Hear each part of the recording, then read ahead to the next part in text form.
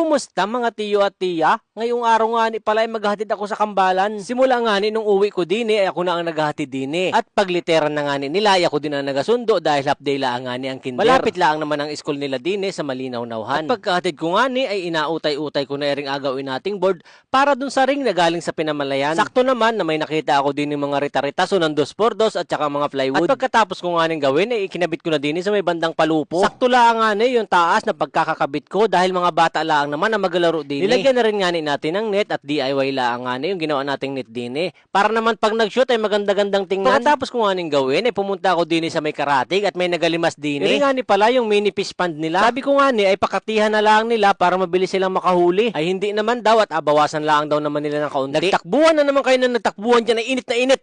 Rin na nga niya at pinatesting natin sa kambal yung ginawa nating basketballan nila. Yung isa ay sige ang duyan, yung isa naman ay sige ang tira. Maya-maya daw siya at si B na lang daw muna. At dahil hindi makashoot si B, ay binigyan ko siya ng isang slam dunk. Tamang-tama lang naman yung taas niyan dahil sila ay patangkad naman at hindi naman paliit. Maya-maya nga ni pala ay inaya ako ng Hadsabi Tribe. Mangangaso daw kami sa bakod ng kapitbahay ng isang pato. Ang leader nga ni pala ng Hadsabi Tribe na ito ay si Hakuna Makuko Batutu. Dini nga ni pala ay inabalahibuhan na yung huli naming amo. Andini nga ni pala si Tio Lloyd at sanay na sanay sa pagbunot ng balahibo. Dini nga ni pala yung ambag ko natadtaran. Sabi ko dyan muna kayo at magasundo muna ako sa Kambalan. We're on the road right now at walang minor-minor sa kantuhan. Pagkarating ko nga ni din sa eskwelahan ay nagkakawayan yung mga bata na nanunuod daw ng videos ko. Agad ko na nga ni sinundo ang Kambalan at ired na kaya po sa akin yung isa sa likuran at isa naman sa harapan. Nandatnan ko nga ni Dini ang tribo ng Hadsabi Tribe ay nasusuan na nila yung pato Dini sa may kalan. Marami-rami rin nga ni ang karne ng isang buong pato ng kapitbahay na ere. Spotted na naman nga ni si Hakuna Makuko Batuto sa pagkuha ng tanlad sa kapitbahay. Dini nga ni ay langgaab na iring bagong mislang abuhan. Pulutan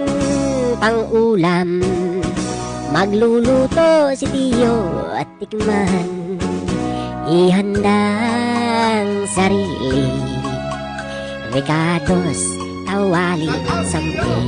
Ringani at luto na yung palagatik na pato ng kapitbahay. Atid sa atin ang Hadsabi Tribe leader na si Hakuna Makuko Batuto. Mga tiya at tiyo, kain po tayo. Yung kinagabihan ay nanood nga ni pala kami ng Liga Dine sa Malinaw. Ang nagalaban nga ni pala ngayon ay San Agustin at saka Barsinaga. Bola ng Barsinaga ngayon, ipinasa kay Bernal sa sentro. Tumira, beng! Itara mo na yan by Bernal. Ngunit hindi magpapatalon San Agustin. Down to the midcourt, pinasa kay Ilagan. Uy, counted yan. San Agustin ngayon ang bola, ipinasa kay Tagunikar. Bumitaw ng fadeaway, bang! Itara mo na yan by Tagunikar. Dini nga niya, ipangita na kung kanino yung laban na ere. Score 81-44 in favor of San Agustin. Thank you so much for watching. Goodbye.